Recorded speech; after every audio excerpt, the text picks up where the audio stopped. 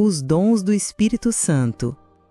Antes de entrarmos propriamente no estudo dos dons do Espírito Santo, é necessário compreendermos, acima de tudo, que os dons do Espírito Santo são dele próprio. Significa que ninguém pode se considerar dono de algum dom. Muitos cristãos sinceros, sem terem conhecimento maior da palavra de Deus, julgam-se possuidores de um dom de profecia, porque um belo dia foram usados para profetizar. Isso não significa que obrigatoriamente tenham esse dom. Se isto fosse verdade, estaríamos limitando muito a obra do Espírito Santo em nossas vidas, pois se afirmo ter o dom de profecia, logo concluo que um outro dom se manifestará em outra pessoa, pois no caso eu já tenho um. A verdade é que os dons do Espírito Santo são concedidos a cada um de acordo com a necessidade. Vamos exemplificar. Conheço um homem de Deus que por muitas vezes foi usado pelo Espírito Santo para profetizar algo que mais tarde aconteceu, conforme havia falado. Sei, entretanto, que o mesmo não tem absolutamente o dom de profetizar. Os dons do Espírito Santo são concedidos pelo próprio Espírito, segundo a sua santa vontade e de acordo com a ocasião. Isto acontece por livre e espontânea vontade do Espírito de Deus, quando a ocasião se faz necessária. Eles funcionam de acordo com a necessidade da Igreja do Senhor Jesus Cristo. Alguém que num dado momento é usado para dar uma palavra de sabedoria, em outra ocasião, pode ser usado pelo mesmo Espírito para operar milagres e, em outra ocasião, para discernir espíritos. O povo de Deus precisa entender que é o Espírito dele quem dirige a Igreja de Jesus Cristo e, de acordo com o momento e a necessidade, ele escolhe aquele cujo coração tem sido zeloso para com a sua obra e o usa para operar um dom. O Senhor Jesus mantém o controle da sua Igreja por meio do Espírito Santo, que, por sua vez, escolhe pessoas imbuídas de grande amor, a fim de fazer operar os seus maravilhosos dons. A palavra de sabedoria. Este dom focaliza a habilidade de compreender e transmitir as coisas mais profundas do Espírito Santo, compreender os mistérios cristãos e também a capacidade de transmitir a outros esse conhecimento. A palavra de Deus é espírito e vida, João 6,63. E para compreendê-la, precisamos desse dom a fim de não a interpretarmos erroneamente, pois muitos se desviaram da fé cristã por dar ouvidos a espíritos enganadores. 1 Timóteo 4:1. O Espírito Santo, através desse dom, faz-nos discernir a vontade de Deus pela sua própria palavra, além de aplicar a sabedoria espiritual no julgamento de questões difíceis entre os membros da comunidade cristã. Foi o caso de Salomão quando julgou a causa entre as duas mulheres. 1 Reis 3, 16-28. Neste caso, o dom da palavra de sabedoria foi dado a Salomão, a fim de que fizesse justiça ao seu povo. Daí a razão pela qual se faz necessário esse dom para que se faça justiça ao povo de Deus. A palavra do conhecimento. O conhecimento ao qual se refere este dom é aquele aprendido, adquirido e então transmitido. Não é, entretanto, o conhecimento dado pelo mundo, pois então não haveria necessidade desse dom do Espírito Santo. É exatamente o conhecimento ou ciência das coisas ocultas ao homem natural e reveladas àqueles pertencentes ao reino de Deus. Esse dom da palavra de ciência é transmitido aos seguidores do Senhor Jesus dia após dia, um pouco de cada vez. Verifique os muitos fatos ocorridos e registrados na Bíblia. Muitas coisas encobertas somente são descobertas mediante a busca, através da oração e do jejum. É aí, então, que se faz presente o dom da palavra do conhecimento concedido pelo Espírito Santo àqueles que aspiram a um conhecimento maior para o benefício de uma coletividade, nunca, porém, em outro sentido. Fé. Este dom não pode ser confundido com a fé necessária para a justificação, conforme Romanos 5:1. Antes, é uma manifestação de alto grau de confiança em Deus, capaz de fazer possível o impossível pela atuação direta do Espírito Santo no cristão absorvedor da palavra de Deus. O Espírito Santo tem derramado esta dádiva, especialmente naqueles que têm sido humildes de espírito, o suficiente para aceitar a sua palavra no coração e agir sobre a mesma, ou seja, aqueles que têm se rebelado contra qualquer tipo de religião que não aceite a simplicidade da Bíblia Sagrada. De fato, o cristão autêntico procura absorver o máximo possível a palavra de Deus como ela é e da maneira pela qual se explica. Quer praticá-la, custe o que custar, pois entende que, uma vez escrita, já está determinada a sua ação, esperando apenas que alguém, imbuído desse dom, venha concretizá-la. Quando o Senhor Jesus se referiu à figueira, Marcos 11:14, estava se utilizando do dom da fé. Também Pedro, diante do coxo, Atos 3:6, fez uso dele. Paulo, igualmente, foi usado pelo Espírito Santo para fazer um homem aleijado e paralítico, desde o seu nascimento, ficar curado. Atos 14:8-10. O dom da fé não deve somente ser usado na realização de curas e milagres em geral, mas também para fazer o cristão suportar as aflições que este mundo nos impõe, da mesma forma como o Senhor Jesus as suportou. É o caso, por exemplo, de Antipas, Apocalipse 2:13, que, segundo alguns historiadores, foi colocado dentro de um boi de bronze, o qual, por sua vez, foi colocado numa fogueira. Antipas suportou a terrível morte por amor ao Senhor Jesus Cristo.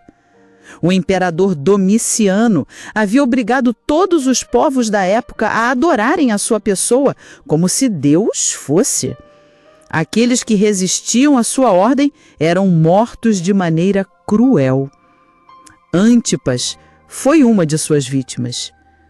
Através dos séculos, muitos homens de Deus mudaram o curso do mundo devido a seus dons de fé.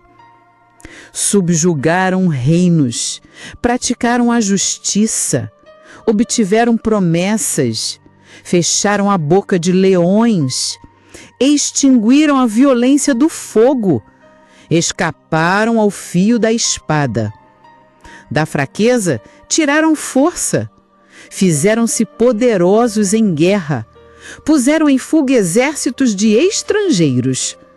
Mulheres receberam pela ressurreição os seus mortos. Alguns foram torturados, não aceitando o seu resgate para obterem superior ressurreição.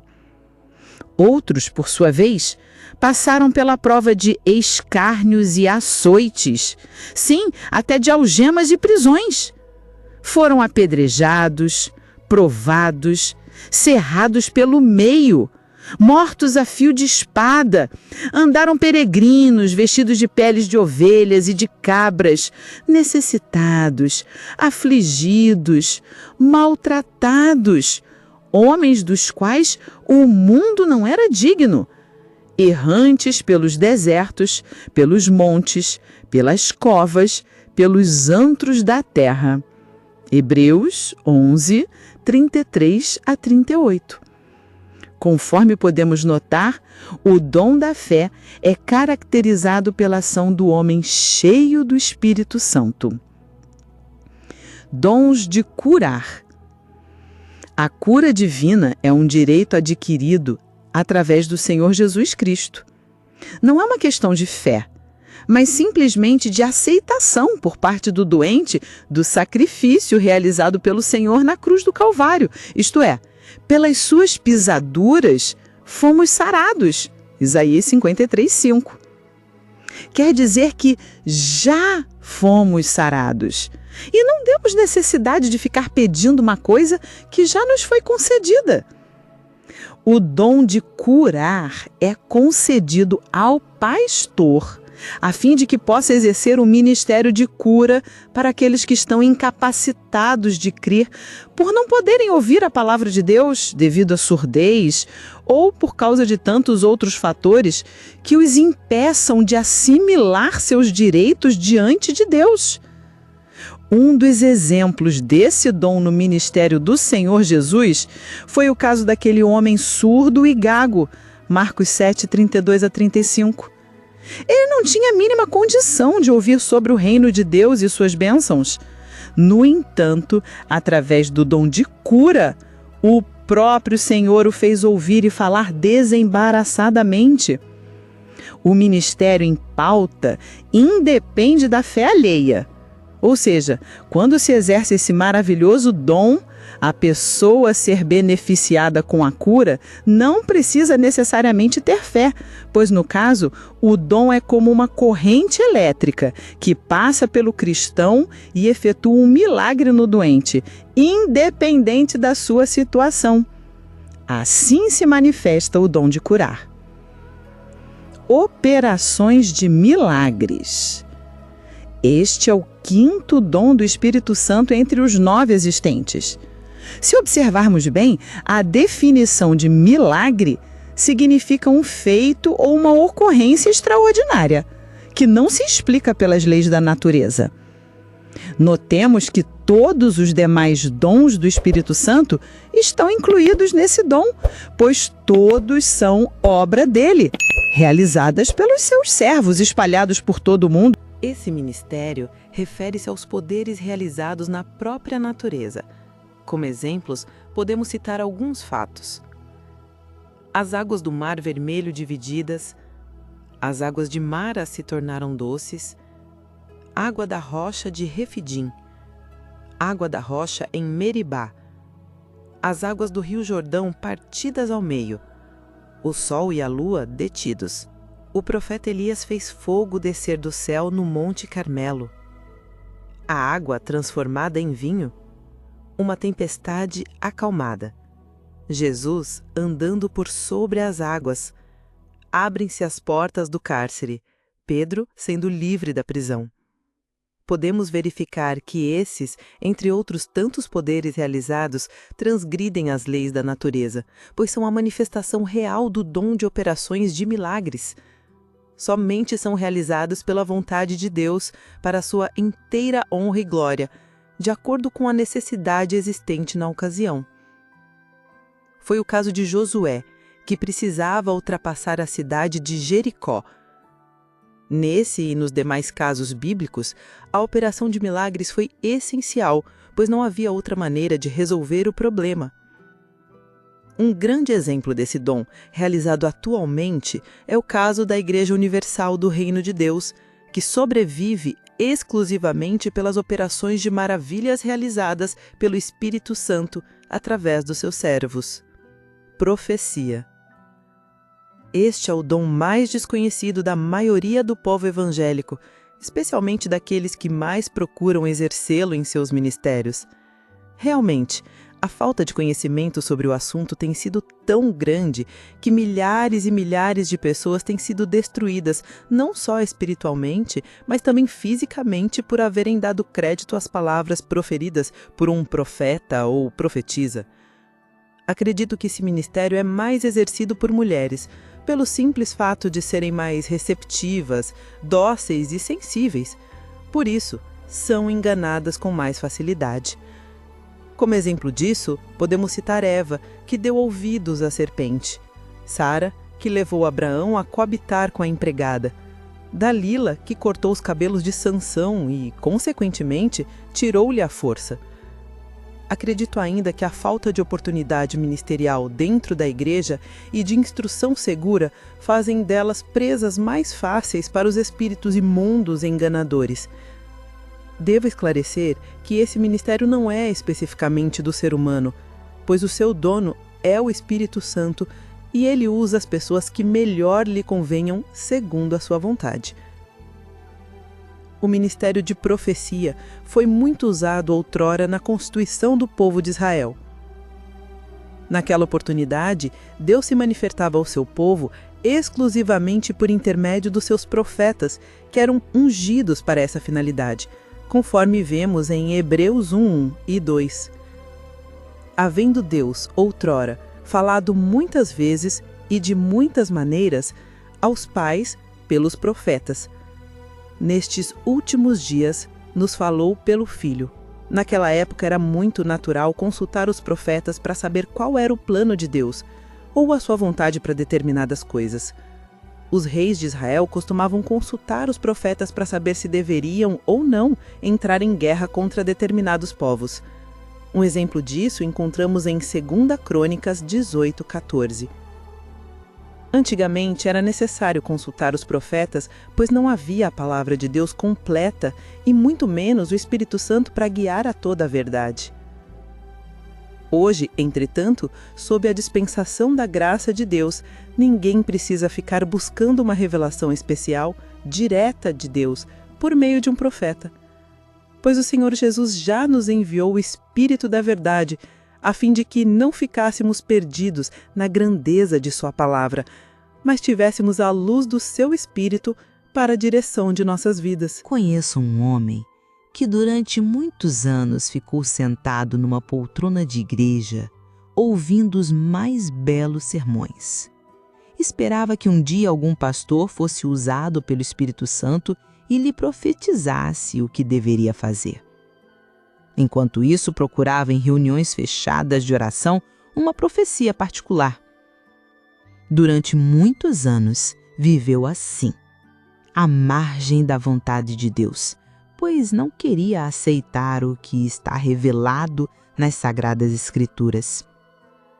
Muitos jovens recém-convertidos, no afã de se orientarem pela palavra profética de alguém com esse dom, acabam por desistir de fazer a vontade de Deus, achando que ele não está muito interessado em usá-los.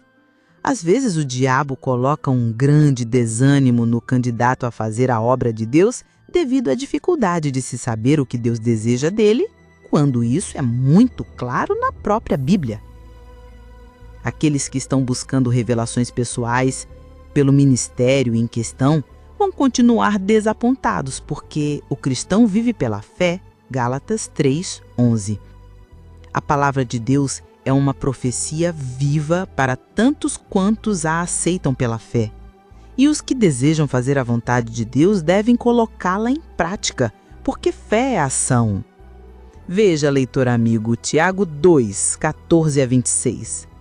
Não adianta a pessoa ficar se consagrando com orações, jejuns e leitura da Bíblia se não puser em exercício a palavra de Deus. O próprio Senhor Jesus nos admoesta quanto à prática da sua palavra em Mateus 7:24-27. Eu creio de todo o coração que se ele quisesse que andássemos na base de profecias particulares, por certo a sua palavra deixaria de ter valor e, consequentemente, não precisaria existir. Isso é totalmente absurdo. Também é absurdo que vivamos por meio de profecias de irmãs mais consagradas. Neste momento, estou me lembrando de uma certa igreja onde havia uma senhora que sempre se consagrava com jejuns e orações. Nas reuniões de oração, seu pastor até lhe entregava a direção. De fato, suas orações eram bem mais inflamadas do que as dos demais. E sempre, depois de muito tempo em oração, após algumas palavras estranhas, vinham as profecias. Ela era muito respeitada entre o povo daquela congregação. Um belo dia, foi descoberto que aquela profetisa era amasiada com um incrédulo. Imagine, caro leitor, quantas pessoas lhe deram ouvidos e foram enganadas pelo espírito imundo, que, por assim dizer, dirigia aquela congregação. Normalmente, a pessoa quer ver para crer, no que diz respeito à palavra de Deus, porém, acata toda e qualquer profecia de cartomantes, quiromantes, profetisas evangélicas, horóscopos, búzios, etc. Mal sabe, entretanto, que esse é o ministério preferido por Satanás, e não são poucas as pessoas a superlotarem os hospícios e sanatórios devido a esses prognosticadores do diabo. Talvez o leitor pense que somos totalmente contra a profecia ou o seu dom, mas isso não é verdade, pois quem somos nós para julgarmos a palavra de Deus? O que acontece é que a profecia e esse dom existem, mas de total acordo com a própria Bíblia, debaixo de uma disciplina celestial, conforme todas as coisas de Deus. A profecia quer dizer uma predição do futuro, e isso é realizado por um profeta ungido do Senhor ou por uma pessoa que simplesmente seja usada pelo Espírito de Deus numa ocasião oportuna. A profecia jamais vai contra a Bíblia, pois aquele que falou a Bíblia também fala por intermédio dos seus servos mediante o dom de profecia. Tanto um profeta ungido quanto alguém que tenha recebido esse dom jamais poderá fazer uma predição que não esteja em acordo com a Bíblia. Por outro lado, aquele que profetiza visa ao benefício do corpo da Igreja do Senhor Jesus Cristo para edificar, exortar e consolar. Estes são os objetivos obrigatórios da profecia. 1 Coríntios 14:3. O profeta, ou aquele que profetiza, porque nem todos os que profetizam são profetas, e nem todos os que são profetas vivem profetizando, nunca pronunciará uma palavra profética diretamente a alguma pessoa, individualmente, pois só encontramos uma única vez em que houve profecia pessoal em todo o Novo Testamento, Atos 21:11.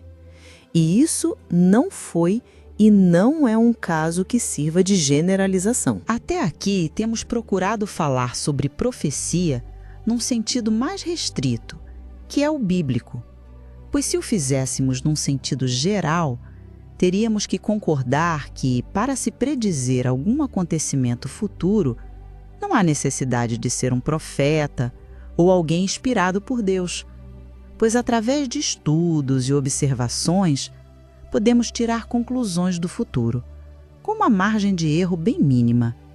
É o caso das previsões meteorológicas, econômicas, etc. Naturalmente, um profeta, no sentido bíblico, é muito mais do que um indivíduo que prediz o futuro.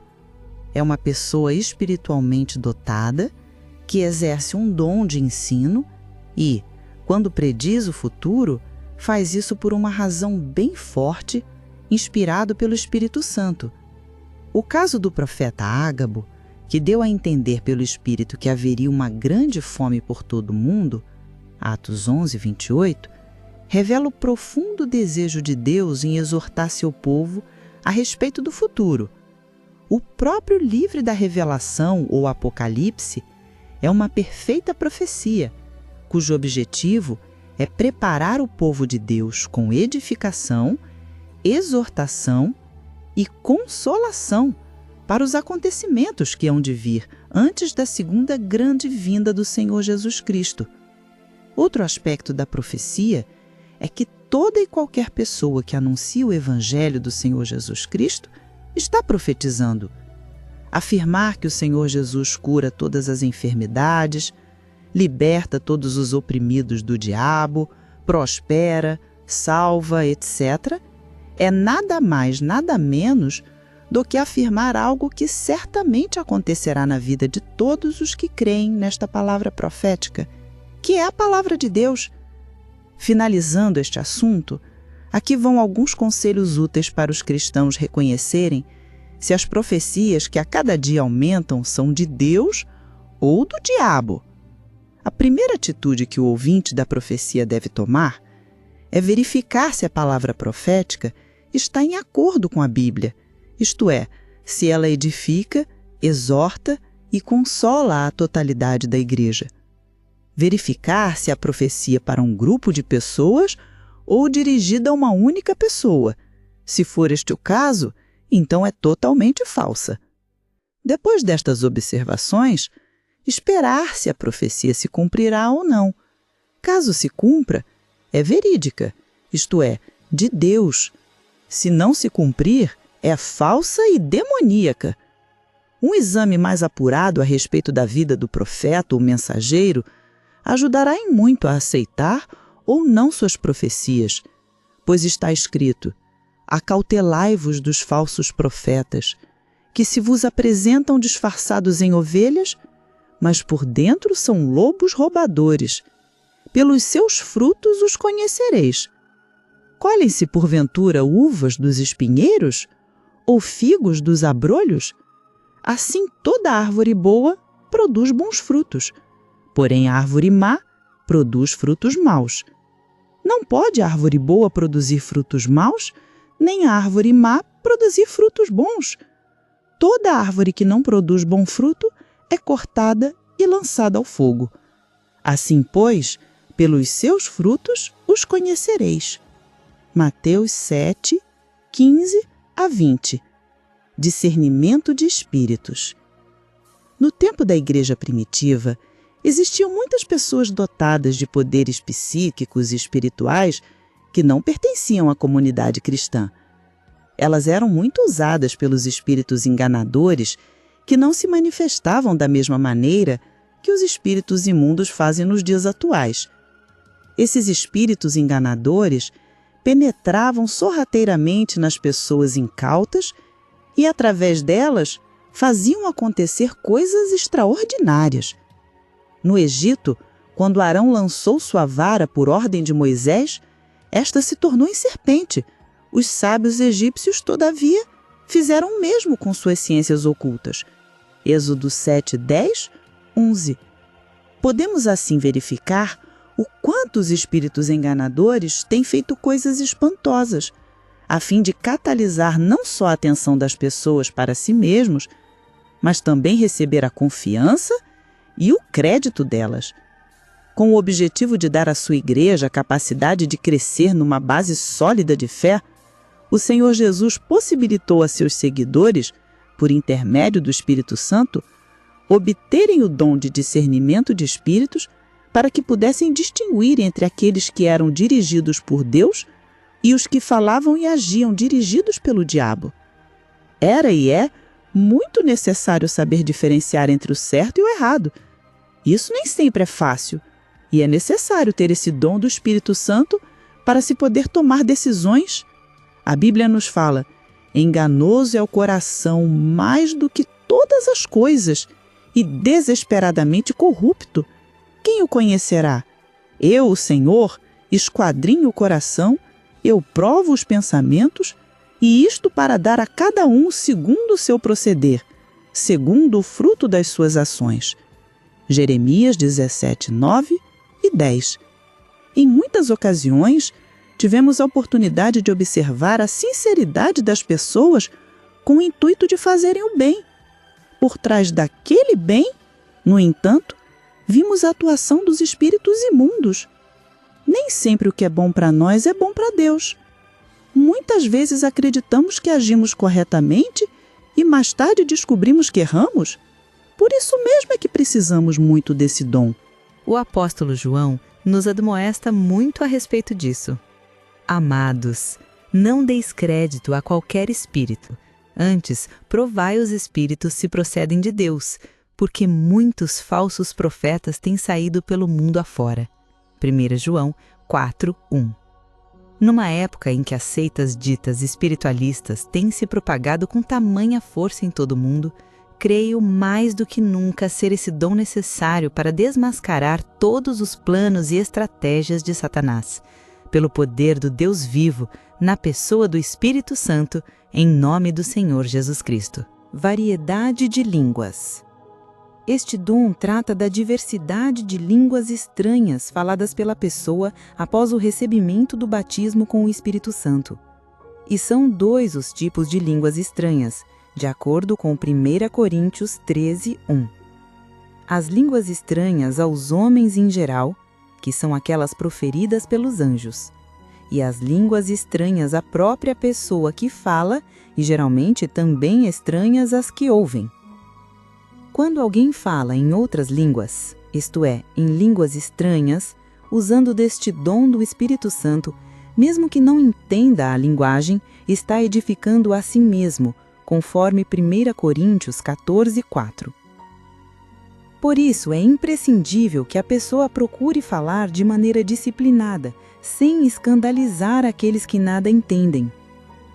Não são poucas as pessoas que, ao falar em outras línguas, dão vazão à carne, ou seja, chamam a atenção dos demais para si mesmas, falando muito alto, até gritando, sacudindo-se, mas parecendo estarem cheias de demônios.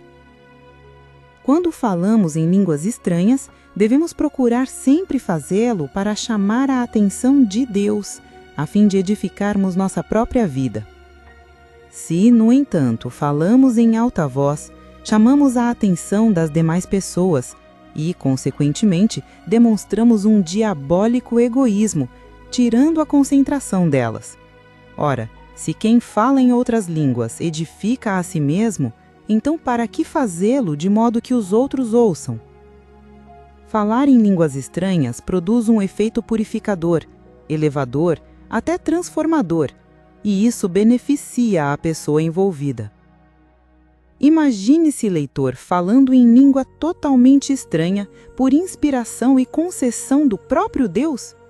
Quando isso acontece, verificamos a autenticidade da nossa fé, experimentando um contato com o Espírito Santo. Foi exatamente isso o que ocorreu no dia de Pentecostes. Estavam todos reunidos no mesmo lugar. De repente, veio do céu um som como de um vento impetuoso e encheu toda a casa onde estavam assentados. E apareceram distribuídas entre eles línguas como de fogo, e pousou uma sobre cada um. Todos ficaram cheios do Espírito Santo e passaram a falar em outras línguas, segundo o Espírito lhes concedia que falassem. Atos 2, 1-4.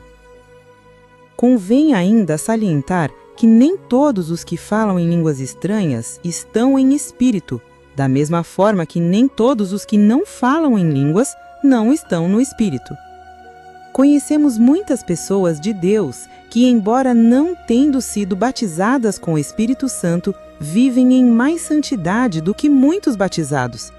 O que acontece de fato é que, ao ser batizada com o Espírito Santo, a pessoa recebe imediatamente o dom de línguas por evidência do seu batismo. Sua capacidade de falar estranhamente não se acaba por qualquer falha ou falta. Muitas vezes a pessoa comete algum pecado grave e, ainda assim, ao orar a Deus, pode falar em línguas a fim de se reedificar no Senhor Jesus. Resumindo, afirmo para todos os interessados que o falar em línguas estranhas não é sinal de santidade ou consagração, absolutamente. O falar em línguas estranhas apenas leva a pessoa a uma certa afinidade com Deus. Interpretação de línguas. A Igreja do Senhor Jesus somente será edificada através das línguas estranhas se houver da parte de alguém uma interpretação das mesmas. O apóstolo Paulo chega até a proibir o falar em línguas em reuniões públicas se não houver quem as interprete, e isso com toda a razão. Veja 1 Coríntios 14, 27 e 28. Se as línguas são proferidas sem interpretação, de nada adiantam para a Igreja. Por isso, nosso Deus providenciou este dom de interpretação, a fim de que a sua Igreja seja edificada. A visão não tem por objetivo beneficiar apenas os olhos, mas sim o corpo inteiro. Assim também a audição não beneficia apenas os ouvidos, mas todo o corpo. É exatamente o caso dos dons e funções dos membros individuais do corpo de Cristo. O Espírito de Deus determina a atividade de cada membro e nos capacita para essa atividade. Os dons do Espírito Santo, portanto, visam a perfeição do corpo de Cristo. ou seja, a sua igreja na tarefa suprema de ganhar almas para o reino de Deus.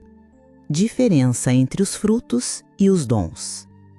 Em capítulos anteriores, abordamos especialmente os frutos e os dons do Espírito Santo. Para fixar mais e deixar bem claro suas funções e objetivos, incluímos o seguinte esclarecimento. Em toda a história da Igreja do Senhor Jesus Cristo, sempre houve sérios problemas que escandalizaram muitos, desviaram outros da fé, enfim, contribuíram em demasia para o que o corpo de Cristo, que é a sua Igreja, ficasse retalhado e dividido. Parte deste grande problema se deve à falta de discernimento entre os frutos e os dons do Espírito Santo. Essa é uma das razões fundamentais da existência de tantas denominações diferentes, chegando algumas ao ponto crítico de até se considerarem inimigas das outras. Nesse aspecto, a Igreja do Senhor tem sido severamente castigada, muito embora ela tenha crescido espontaneamente, ainda que aos trancos e barrancos. Certamente o poder do Espírito Santo tem ultrapassado as barreiras que os próprios cristãos impõem. A maioria das pessoas tem confundido muito o uso dos frutos com o dos dons do Espírito Santo.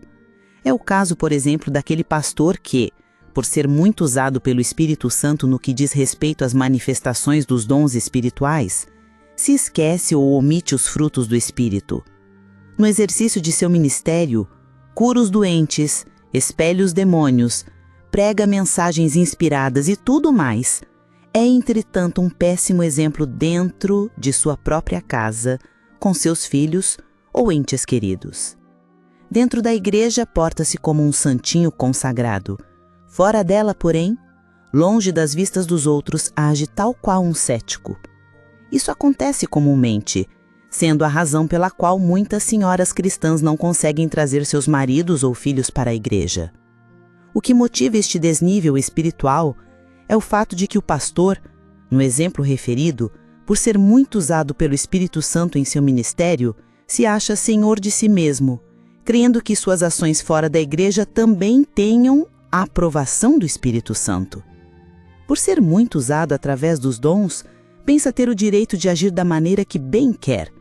Naturalmente, uma coisa não tem nada a ver com a outra. Se o pastor é sobremaneira usado por Deus diante das pessoas necessitadas, é porque o Senhor deseja alcançar aquelas criaturas perdidas e porque a sua palavra se cumpre. O pastor é usado, mas isso não atesta uma santidade diante de Deus, pois ele usou uma jumenta para falar a Balaão, Números 22, 28, e também corvos para alimentar o profeta Elias, 1 Reis 1, 7. Nem por isso esses animais eram puros ou santos. O apóstolo Paulo nos admoesta a respeito tanto dos dons quanto dos frutos do Espírito, quando afirma: ainda que eu fale as línguas dos homens e dos anjos, dom de línguas, se não tiver amor, serei como o bronze que soa, ou como o símbolo que retine. Ainda que eu tenha o dom de profetizar, dom de profecia, e conheça todos os mistérios e toda a ciência, ainda que eu tenha tamanha fé, a ponto de transportar montes, dom de fé, se não tiver amor, fruto do Espírito, nada serei. Para Paulo, era mais importante ser do que fazer, isto é, manifestar na sua própria vida o amor, a alegria, a paz, a longanimidade, a benignidade, a bondade, a fidelidade, a mansidão e o domínio próprio diante do Deus, dos homens e até mesmo diante dos demônios. Significa viver o Senhor Jesus a cada dia e manifestar a sua grande glória neste mundo. Isso é e será sempre a vontade máxima de Deus para cada um de nós. O Senhor Jesus disse: vós sois o sal da terra. Mateus 5,13. Ninguém pode ser cristão sem seguir o Senhor Jesus. Assim também ninguém pode ser o sal da terra se não exercer na sua própria vida os frutos do Espírito Santo. Os frutos do Espírito são manifestações do nosso eu diante do mundo, enquanto os dons são manifestações do Espírito Santo, através de nós, na vida das pessoas, que ouvem pelos nossos lábios as promessas de Deus. É o profundo desejo de Deus que não façamos a sua obra em favor apenas do seu povo, mas sejamos, acima de tudo, exemplos vivos do Senhor Jesus, conforme está escrito: aquele que diz que permanece nele, esse deve também andar, assim como ele andou. 1 João 1:6.